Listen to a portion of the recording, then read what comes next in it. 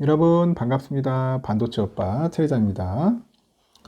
이제 저녁 시간이 다가오네요. 퇴근 무렵 할 시간인 것 같은데 한번 또 살펴보도록 하겠습니다. 오늘 코스피 코스닥 너무 안 좋았습니다. 결국은 2300이 깨졌어요. 깨져가지고 다들 지금 멘탈이 뭐 흔들흔들합니다. 흔들흔들하고 외인들의 매도세가 상당히 강했어요. 매도세가 강하다 보니까 어쩔 수 없었습니다. 어쩔 수 없었다. 좀 아쉽네요. 음? 힘이 없어요. 우리나라 증시가 무슨 힘이 있겠습니까? 미국에서 말 그대로 재채기 하면은 우리는 그냥 감기 걸린 수준이에요. 그만큼 펀더멘탈이 약해요. 약할 수밖에 없습니다. 일단 미국장이 좀 살아나야 돼요. 미국 살아나고 약간 전 세계적으로 글로벌 증시가 좀 살아나야 하는데 그렇지는 않습니다. 왜 그러냐? 지금 금리도 그렇고 뭐 전쟁도 그렇고 뭐 좋은 게 하나도 없어요. 지금 전반적으로 투심이 약화된 거죠. 사고 싶은 사람이 없는 거예요. 주식도 사고 살려고 하는 사람들이 많아야지만이 뭐 주가가 오르고 하는 거지. 살려는 사람이 적다면은 주가는 오를 수가 없습니다. 제 이야기 어느 정도 공감하는 분도 있을 겁니다. 그런가요? 저는 그렇게 봐요. 지금 상황에서는 약간 좀 보수적으로 이제 대해도 되고 그냥 관망해도 됩니다. 절대로 무리하게 뭐 지금 싸다고 생각해가지고 막 사진 마십시오. 그냥 하나 정도 맛보기 정도 모르겠어요. 한두 개 정도 한번 보면서 간을 보는 거죠. 아주 재미있는 이야기들이 또 있는데 한번 또 살펴보도록 할게요. 요즘 보니까 증시 전문가라면 누굽니까? 음? 증시 전문가 없어요. 뭐 리서치 센터장들이 증시 전문가인가? 하여튼 뭐 그 사람들이 내년에도 금리가 우리의 그 증시를 좌우할 것으로 예상을 한답니다. 리서치 센터장들이 그런 이야기를 하는데 아울러서 반도체 업종의 턴어라운드가 주식시장의 그 성장성에 큰 영향을 미칠 것으로 현재 전망을 하고 있다. 그런 이야기를 하고 있습니다. 전망을 하고 있더라.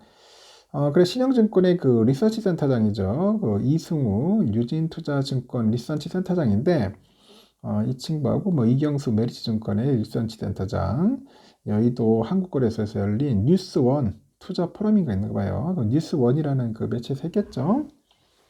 전문가 대담 패널로 이제 참여를 해서 이제 밝힌 겁니다. 내년은 어려운 해가 될 것이지만 어려울수록 단순하게 생각해야 한다. 그런 이야기를 하네요.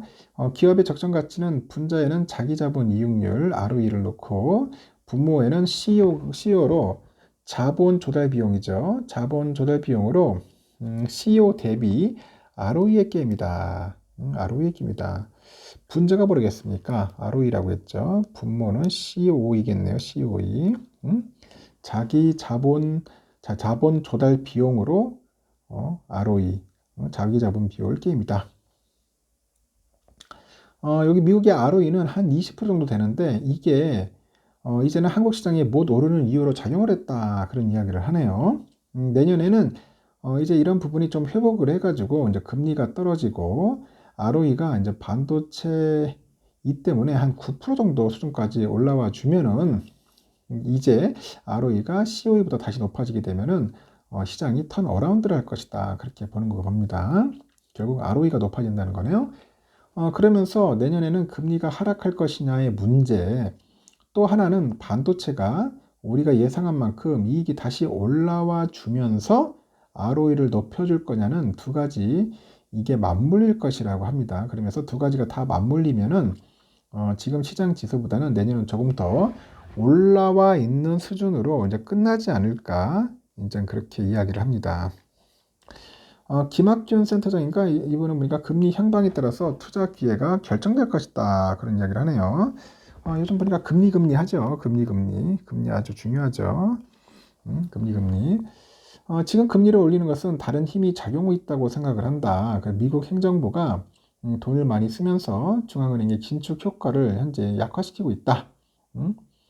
약화시키고 있는데 이렇게 무질서하게 금리가 올라가게 되면은 내년에는 어떤 또 크라이시스의 산물로 금리가 또 떨어지고 내년 앞쪽까지는 우리가 주식을 살 기회가 생길 것이다.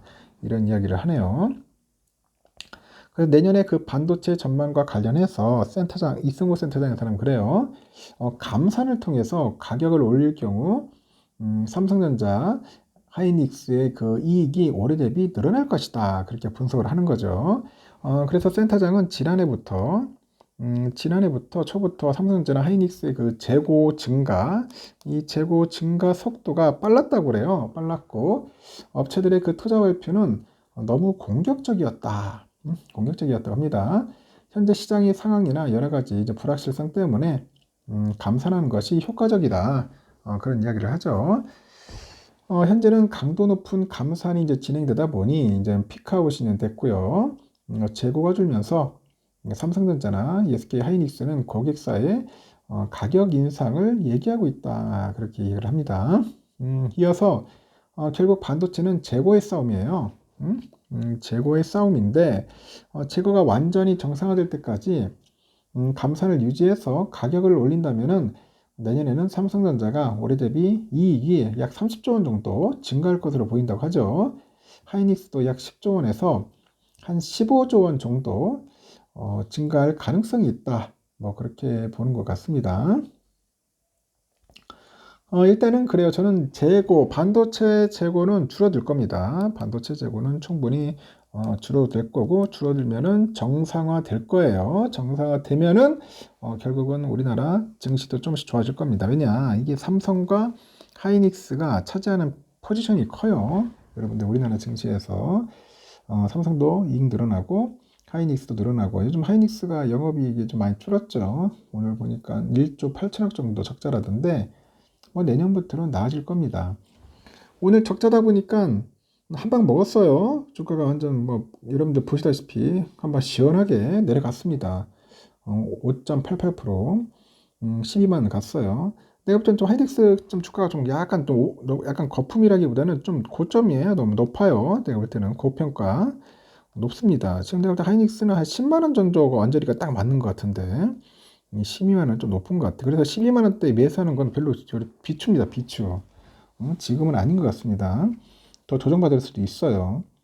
그래서 뭐 무턱대고 하이닉스 좋다 싸다 해가지고 들어가지는 마시고 좀 보수적으로 접근을 하시는 게 좋을 것 같습니다.